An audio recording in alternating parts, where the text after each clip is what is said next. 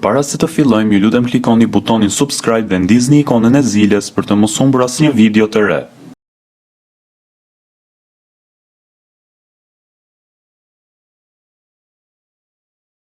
Treta ose çereku i shtetit i Gjermanisë është e mbuluar me pyje dhe parqe.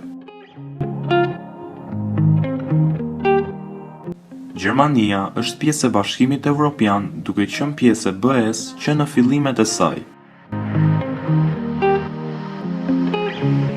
Gjermania njihet tashmë për një nga infrastrukturat më perfekte në botë, kështu që në të mbizotrojnë autostradat dhe 65% e autostradave gjermane nuk kanë asnjë limit shpejtësie.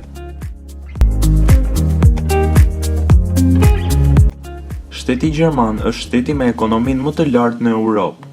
Gjermania ka një GDP prej 3.73 trilion dollarësh dhe renditet në vendin e 4 në të gjithë botën pas SBA-s, Kinës dhe Japonisë.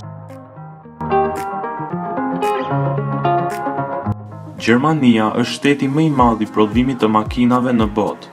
Ajo arriti të shiste 5.9 milion makina në vitin 2011. Makina Volkswagen është një nga makinat më të shitura të gjitha kohrave. Gjermania e vitit 2012 arriti të shiste më shumë se 430 makina Volkswagen Golf. Në ditët e sotme, makinat më të shitura në botë janë Mercedes, Audi, BMW dhe Volkswagen, teksa të gjitha këto janë gjermane. Në qoftë se në Shqipëri keni dialektin verior, të mesëm, letrar dhe jugor të gjuhës shqipe, në Gjermani ka 35 dialekte të gjuhës gjermane. Gjermania ka një kulturë shumë të pasur me tradita. Një prej tyre është dhe pema e Krishtlindjeve, e cila e ka origjinën nga shteti i Gjermanisë. Teksa shumë njerëz e shikojnë makinën gjermane Mercedes-Benz si një makinë tepër luksoze, në Gjermani Mercedes-Benz është makina më e përdorur për shërbimin taksi. Kjo gjë ndodh gjithashtu dhe në vendet e tjera të botës. Nëse një i burgosur përpiqet të arratiset nga burgu në Gjermani, Austri dhe Meksik, ai nuk do të dënohet, sepse sipas ligjit është e drejta e njeriu të kërkojë lirinë. Por nëse duke u arratisur i burgosuri dëmton burgun, atëherë ai do të gjykohet për dëmtim të pronës shtetërore.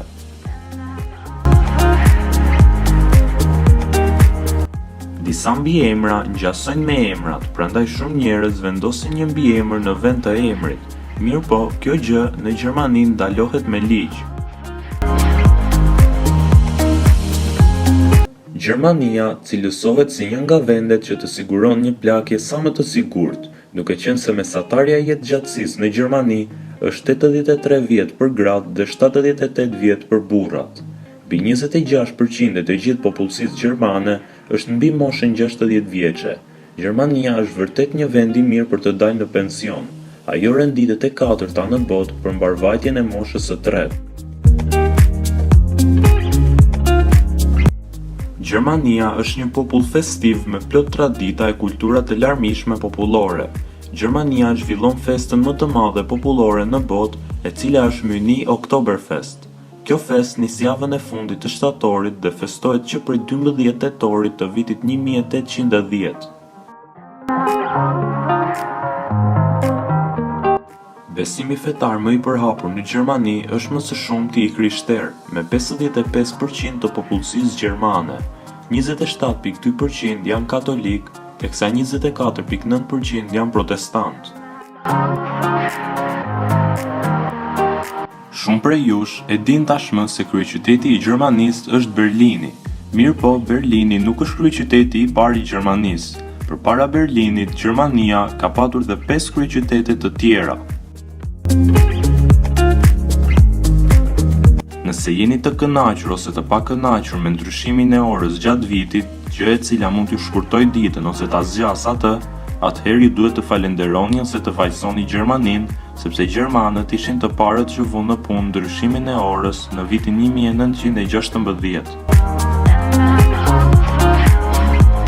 Një nga traditat e tjera mjaft të çuditshme të popullit gjerman është dhe ngritja e dollisë me ujë. Sigurohuni që në Gjermani të paktën kur mos ta bëni diçka të tillë, sepse sipas gjermanëve ky veprim cilësohet si një dëshirë për të parë mikun tënd me të cilin po pi të vdekur, dhe ju sigurisht që s'do të doni diçka të tillë.